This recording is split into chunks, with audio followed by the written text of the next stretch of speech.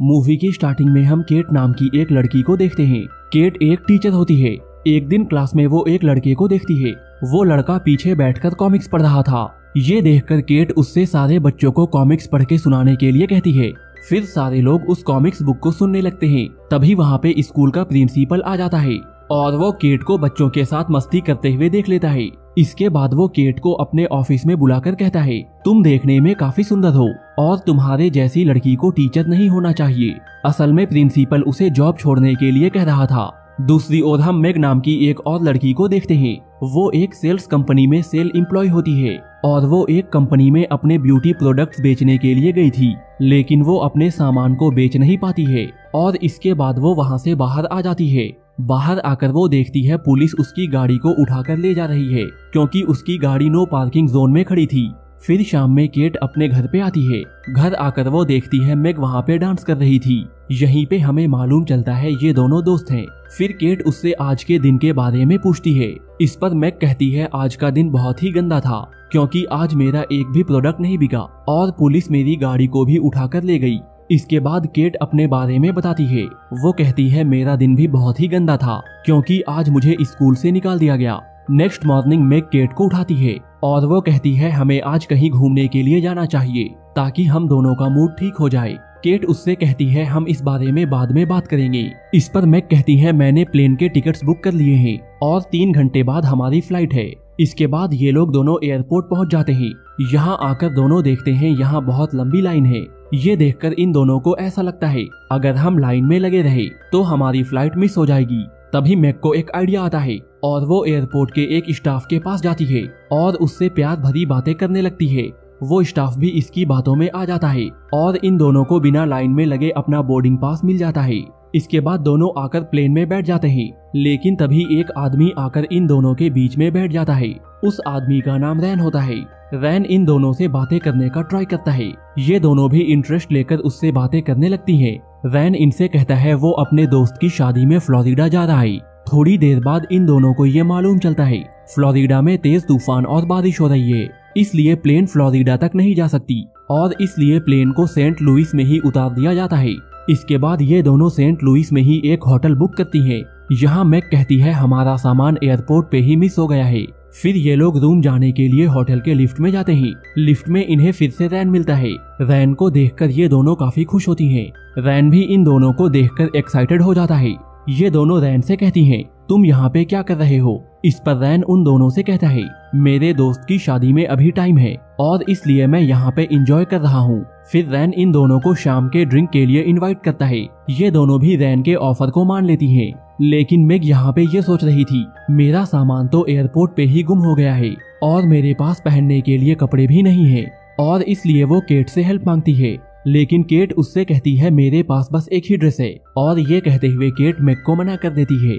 शाम होते ही cat party में पहुंच जाती है। यहाँ पे रैन उससे मेग के बारे में पूछता है। केट उससे कहती है मुझे मेग के बारे में नहीं मालूम।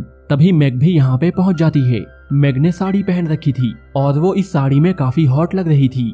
तभी ये लोग न्यूज में देखते हैं फ्लोरिडा में मौसम और भी खराब हो चुका है और इस वजह से वहाँ की सारी फ्लाइट्स कैंसिल हो गई हैं। साथ ही उन्हें न्यूज से ये भी मालूम चलता है फ्लोरिडा में 3 दिनों तक मौसम ऐसा ही रहेगा। ये देखकर रैन काफी उदास हो जाता है। रैन को उदास देखकर ये दोनों उससे कहती हैं हम दोनों यहाँ पे तुम्हें इंटरटेन करेंगे और तुम्हें अलग अलग तरह के मजे भी देंगे। इसके बाद ये दोनों रैन के सामने डांस करने लगती हैं। डांस करते हुए मेग का पल्लू सरकने लगता है और इसके बाद सब लोग उसके मोमोज को देख लेते हैं। पार्टी के बाद ये लोग अपने अपने कमरे के लिए निकल जाते हैं, लेकिन रास्ते में ही मेग और केट के बीच में बहस हो जाती है, क्योंकि ये दोनों अब रैन को पसंद करने लगी थी। नेक्स्ट डे हम मेग को देखते हैं। वो रैन के पास आती है और उसे अपने साथ हॉट एयर बैलून पे फ्लाई करने के लिए कहती है। केट भी वहीं पे होती है, लेकिन उसे ऊंचाइयों से डर लगता है। ये देखकर रैन उससे कहता है अगर तुम्हें हाइट से डर लगता है तब मैं और मेग अकेले ही यहाँ पे चले जाएंगे। लेकिन केट मेग और रैन को अकेले जाने देना नहीं चाहती थी, इसलिए वो भी इन दोनों के साथ जाने के लिए मान जाती है। फिर जब हॉट एयर बैलून काफी ऊंचाई पे पहुंच जाता है तब केट को बहुत डर लगने लगता है। फिर उसके डर को कम करने के लिए रैन उससे बातें करने लगता है। इसके बाद हम केट और मैग को एक कॉफी शॉप में देखते हैं। यहाँ उन्हें मालूम चलता है रैन यहाँ से जा रहा है। ये जानने के बाद दोनों रैन के पास पहुँच जाते हैं और उससे पूछते हैं तुम कहाँ जा रहे हो। रैन उन्हें बताता है वो शादी में जा रहा है। इसके बाद केट और मैग उसे अपने साथ चलने के लिए कहते हैं। रैन भी उनके साथ जाने के लिए मान जाता है। इसके बाद ये तीनों एक टैक्सी में बैठ जाते हैं। उस टैक्सी ड्राइवर का नाम जॉन होता है। जॉन को मैग काफी पसंद आती है, लेकिन मैग पीछे बैठकर रैन के साथ मजे कर रही थी। यहाँ पे वो रैन के हाथों में लोशन लगाने लगती है। ये देखकर केट को काफी गुस्सा आता है और वो जलन में आकर रैन को मैग की एक गंदी सी फोटो दिखाती है। केट के इस हरकत से मैग को उस पे काफी गुस्सा आता है। इसके बाद ये लोग एक गैस स्टेशन में रुकते हैं। गैस स्टेशन में केट बाथरूम के लिए जाती है, लेकिन मैग बाथरूम का दरवाजा बाहर से बंद कर देती है और बाहर आकर रैन के साथ गंदी बातें करने लगती है।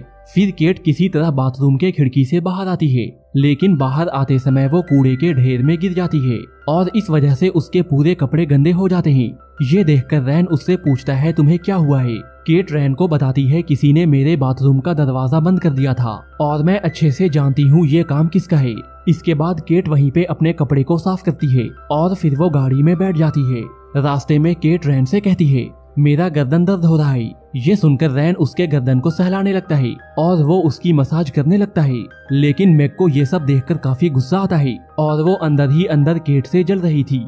फिर मैग शैंपेन के बोतल में नींद की दवा मिला देती है और वो उसे केट को पीने के लिए देती है, लेकिन केट शैंपेन पीने से मना कर देती है। तभी जॉन उस बोतल को ले लेता है और वो उस शैंपेन को पीने लगता है। ये देखकर मैग उससे कहती है तुम्हें ड्राइव करते समय नींद आ सकती है।